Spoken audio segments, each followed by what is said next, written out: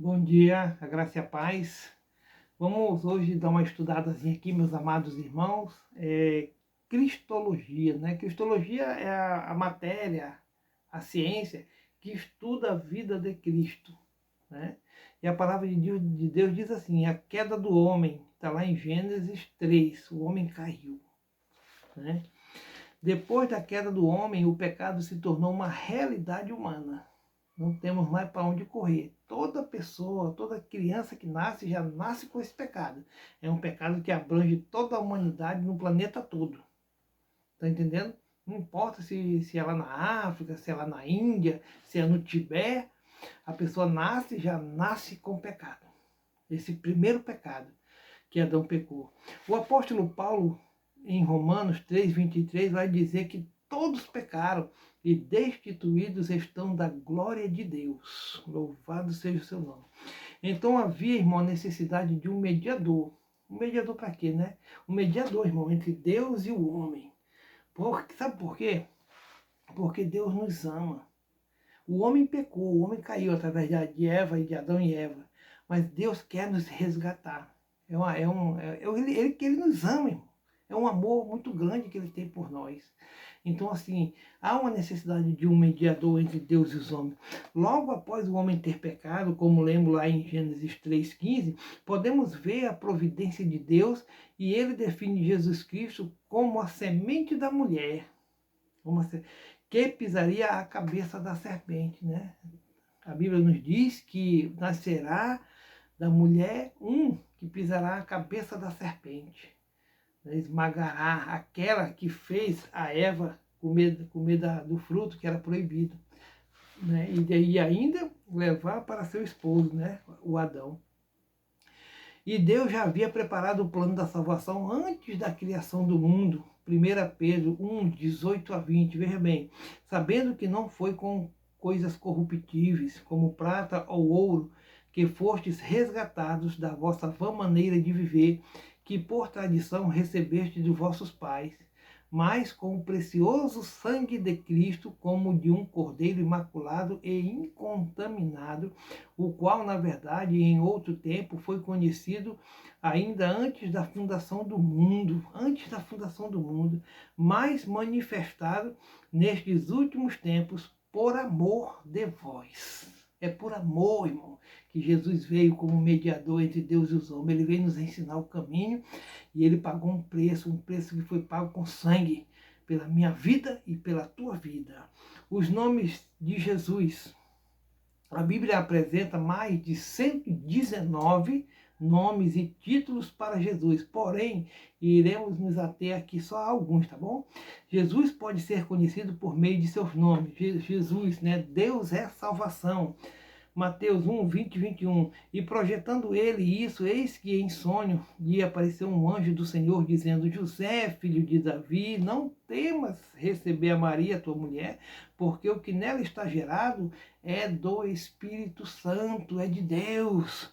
E ela dará à luz um filho, e lhe porás o nome de Jesus, porque ele salvará o seu povo dos seus pecados. Ele veio para salvar o povo do pecado.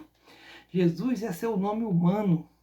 Este nome foi revelado por um anjo do Senhor a José em sonho. O anjo revelou que Jesus iria salvar o povo de seus pecados. Jesus é um nome humano. Segundo, Cristo. Cristo significa ungido, né? Cristo ou Christos em grego é a mesma expressão equivalente do hebraico Machia ou Messias, né? Isso quer dizer o quê, irmão? Cristo, Christos, Machia, é a mesma coisa, tem o mesmo significado, ou ungido, né? Qualquer dessas expressões tem o mesmo significado, ungido. Terceiro, Filho de Deus, Mateus 16:16. E Simão Pedro respondendo disse: Tu és o Cristo, o Filho de Deus, o Filho do Deus vivo. Quarto, Senhor, né? Mateus 21, do 43 ao 45, diz assim: Portanto, eu vos digo que o reino de Deus vos será tirado e será dado a uma nação que deu seus frutos. Em quem cair sobre esta pedra, e quem cair sobre esta pedra despedaçar-se-á, e aquele sobre quem ela cair ficará reduzido a pó. E os príncipes dois sacerdotes e os fariseus, ouvindo essas palavras, entenderam que falava deles. Em várias passagens, amados, Jesus é chamado de Senhor, governador de todas as coisas, né? Ainda temos vários outros nomes, como filho de Davi, filho do homem, né? E por aí vai. Jesus é Deus, né? No João 1, né? No princípio era o verbo, e o verbo estava com Deus, e o verbo era Deus. Esse verbo é Cristo, é Jesus Cristo que encarnou, saiu de lá do céu, da sua morada celestial, e veio se fazer homem, habitou entre nós para nos mostrar o caminho. Ele veio resgatar todo aquele que havia perdido, né? Nos livrar do pecado. E através de Jesus, todos os nossos pecados nós jogamos nele, ele nos perdoa. É ele que nos ajuda, que carrega o fardo, que tira esse peso que outrora nós carregávamos. Hoje não carregamos mais, porque Jesus nos libertou do cativeiro. Amém? Podemos ver nesse texto que Jesus é Deus. Dessa forma, então, nós entramos na natureza de Cristo. Existem duas naturezas de Cristo. Jesus é 100% homem e 100% Deus, né? Essa união chama-se união hipostática, que é a união da natureza divina com a natureza humana, de modo que o Deus infinito se torna uma só pessoa com um homem finito. É um dos maiores milagres e o mais profundo mistério do universo. Jesus é 100% Deus. O próprio texto de João 1 afirma isso, nós acabamos de ler ali, né? A divindade de Cristo e como Deus, ele. E como Deus, ele, né? Ele conheceu o homem, João 2,25. Não precisava que ninguém lhe desse testemunho a respeito do homem, pois ele bem sabia o que havia no homem, né? Jesus perdoou o pecado. Lucas 5,24. Mas para que vocês saibam que o Filho do Homem tem na terra autoridade para perdoar pecados. Disse ao paralítico: eu lhe digo, levante-se, pegue a sua maca e vá para casa. Terceiro, ele ressuscitou os mortos. João 11, 43, 45. Depois de dizer isso, Jesus bradou em alta voz: Lázaro, venha para fora. O morto saiu com as mãos e os pés envolvidos em faixas de linho e o rosto envolto num pano, né? Muitos dos judeus que tinham vindo visitar Maria, vendo o que Jesus fizera, creram nele. Ele ressuscitou o morto e já há vários dias tinha morrido, né? Quarto, ele próprio ressuscitou. Ele próprio, né? Mateus 28, 5 e 6. O anjo disse às mulheres: não tenham medo, sei que vocês estão procurando Jesus, que foi crucificado. Ele não está aqui, ressuscitou como tinha dito. Venham ver o lugar onde ele jazia. Ainda sobre a divindade de Cristo. Cristo é a imagem do Deus vivo. Colossenses 1, 15 e 16, o qual é a imagem do Deus invisível, o primogênito de toda a criação, porque nele foram criadas todas as coisas que há nos céus e na terra, visíveis e invisíveis, sejam tronos, sejam dominações, sejam principados, sejam potestades, tudo foi criado por ele e para ele. Cristo também é o resplendor da glória de Deus e a expressão do ser de Deus. Hebreus 1:3, o qual, sendo o resplendor da sua glória e a expressa imagem da sua pessoa, e sustentando todas as coisas pela palavra do seu poder, havendo feito por si mesmo a purificação dos nossos pecados, assentou-se à destra da majestade nas alturas. Jesus afirma sua divindade. Está lá em João 8,58. Disse-lhe Jesus: em verdade vos digo que antes que Abraão existisse, eu sou. Sabemos que a expressão eu sou será usada apenas por Deus, era usada apenas por Deus, e podemos ver o próprio Deus dizendo isso em Êxodo 3,14. Disse Deus a Moisés: eu sou o que sou. Disse mais: assim dirás aos filhos de Israel: eu sou, me enviou a vós. Quer dizer, eu sou, quer dizer assim, eu sou tudo o que vocês precisam. Vocês precisam de mim, confiem em mim, é o que Deus está nos ensinando.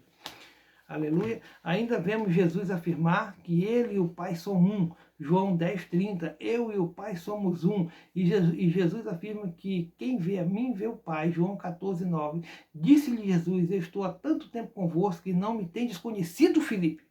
Quem me vê a mim vê o Pai. E como dizes tu, mostra-nos o Pai.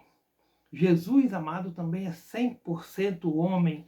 Esvaziamento de Deus, tornando-se humano, chama-se kenosis.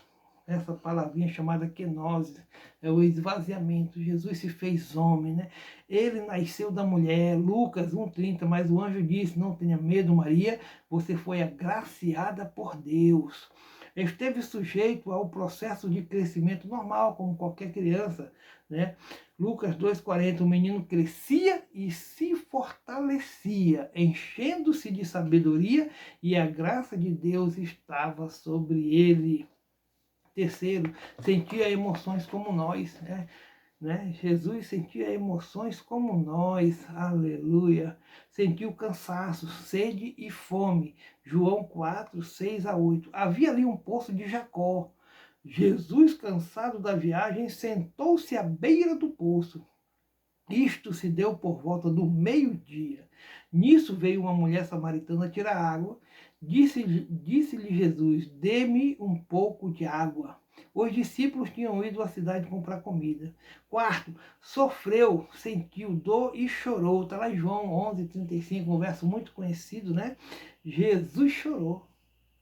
Então, assim, ele, por tudo que nós hoje passamos, irmão, todo ser humano passa, Jesus passou, né? Quinto, ele morreu. Lucas 23:46, Jesus bradou em alta voz, Pai, nas tuas mãos entrego o meu espírito. Tendo dito isso, expirou, né? Sexto, Jesus passou por tudo, irmão, sem pecar. Jesus não pecou. Ele não olhou para nenhuma mulher e desejou, não. Ele não passou isso pela cabeça dele. Ele não pecou. Né? A Bíblia nos diz que se a gente olhar para uma mulher e desejar no nosso coração, nós já pecamos. Não é verdade?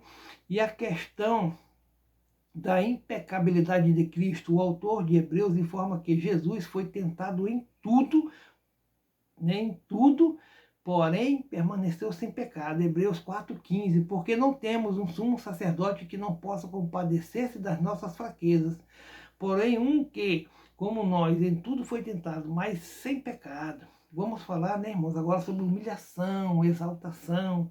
A humilhação que Jesus passou, né? Filipenses 2, 6 e 7, que saindo em forma de Deus, não teve por usurpação ser igual a Deus. Né? Ele não teve por usurpação ser igual a Deus, mas ele aniquilou-se a si mesmo, tomando a forma de servo, fazendo-se semelhante aos homens. Né? É um passo de humilhação. Ele se saiu da sua santidade, se fez igual ao homem, né? Jesus encarnou, é um reducionismo voluntário. Ele se reduziu, ele saiu da sua santidade para se tornar um simples mortal, como eu e vocês, né? Jesus encarnou para que a justiça de Deus fosse feita. Agora a justiça de Deus está feita, irmão. Aquele que permanecer fiel até o fim receberá a coroa da glória. Né? Romanos 5,19, porque como pela desobediência de um só homem muitos foram feitos pecadores, assim pela obediência de um, muitos serão feitos justos. Olha aí, irmão. Jesus morreu, entrega necessária, ele morreu por nossos pecados, porém ressuscitou. Exaltação, os passos da exaltação são ressurreição. Jesus teve um corpo glorificado, ele permaneceu aqui durante 40 dias, foi visto por mais de 500 pessoas. A ascensão de Cristo, né? Depois de que ressuscitou, Jesus voltou para o Pai, ele voltou para seu lugar de origem. João 6,62, que seria, pois, se visseis subir o Filho do Homem para onde primeiro estava? Terceiro, a segunda vinda, Filipenses 2, 10 e 11, para que ao nome de Jesus se dobre todo o joelho dos que estão nos céus e na terra e debaixo da terra, e toda língua confesse que Jesus Cristo é o Senhor, né? Para a glória de Deus Pai. Para a glória de Deus Pai. Quando Cristo voltar, a sua exaltação será completa. Os ofícios e funções de Cristo. Jesus Cristo tem 3 ofícios. É rei, profeta e sacerdote. Rei, como rei, Jesus tem a função de governo. Ele é o Senhor. Amém, queridos? Apocalipse 17:14. Estes combaterão contra o Cordeiro, e o Cordeiro os vencerá, porque é o Senhor dos senhores, o Rei dos reis. né? Vencerão os que estão com ele, chamados eleitos e fiéis. Tá vendo, irmãos? Nós somos eleitos e temos que permanecer fiéis. Profeta. Como profeta, Jesus tem a função reveladora. Os profetas, quando se levantam no Antigo Testamento, diziam: assim diz o Senhor. Né? Jesus veio nos informar a verdade de Deus. Lucas 13, 33. Importa, porém, caminhar hoje, amanhã e no dia seguinte, para que não suceda que morra um profeta fora de Jerusalém. Tinha que ser, né? Jesus tinha que morrer em Jerusalém. E Mateus 13, 57, e escandalizavam-se nele. Jesus, porém, lhes disse: não há profeta sem honra, a não ser na sua pátria e na sua casa. Terceiro, sacerdote. Vejam bem, irmão, Jesus tem 3 ofícios: rei, profeta e sacerdote. Nós já falamos sobre o rei, sobre o profeta, e agora vamos falar sobre sacerdote. Como sacerdote, Jesus tem a função reconciliadora com o Pai. Aleluia. Rei, como rei, Jesus tem a função de governo. Como profeta, Jesus tem a função reveladora. Como sacerdote, tem a função de reconciliação. Ele está reconciliando o homem com Deus. Né? Hebreus 7, 25. Portanto, pode também salvar perfeitamente o que por eles se chegam a Deus, vivendo sempre para interceder por eles. Hebreus 9, 24. Porque Cristo não entrou num santuário feito por mãos, figura do verdadeiro, porém no mesmo céu, para agora comparecer por nós perante a face de Deus. Somente como sacerdote Jesus poderia fazer a oração sacerdotal, João 17, né? Tendo a função reconciliadora, Cristo também nos leva à sua expiação. Ele remove pecados, amados irmãos. João 1, 29. No dia seguinte, João viu a Jesus que vinha para ele e disse: eis o Cordeiro de Deus que tira o pecado do mundo. Jesus foi tanto sacerdote quanto também o Cordeiro, o sacrifício de Deus para nós. É uma diferença, né, amados? A Páscoa que os judeus celebram, tem um cordeiro, eles matam um carneiro, põem ali a assa para comer, né? Eles fazem uma festa, e é 7 dias de festa, no mínimo aí. Tá entendendo? O nosso carneiro, o nosso cordeiro pascal, é o próprio Cristo na última ceia, quando ele faz a instituição da ceia. É ele que está ali se oferecendo em sacrifício para salvar a humanidade. Entendeu? E aí eles fazem a ceia com pão e vinho. Né? Que possamos, irmãos, refletir nisso aí. Jesus foi tanto sacerdote quanto também o Cordeiro, o sacrifício de Deus para nós. Existe na teologia uma área sobre Jesus Cristo onde apresentam algumas possíveis aparições de Jesus pré-encarnado no Antigo Testamento, chamada de cristofania. Alguns exemplos de cristofanias que teriam ocorrido são o anjo do Senhor, o anjo de Jeová, conforme o idioma original da Bíblia, que fez vários contatos com personagens bíblicos. O anjo da providência, que guiava o povo de Israel pelo deserto através de uma constante nuvem. O sacerdote Melquisedeque, que recebeu o dízimo de Abraão.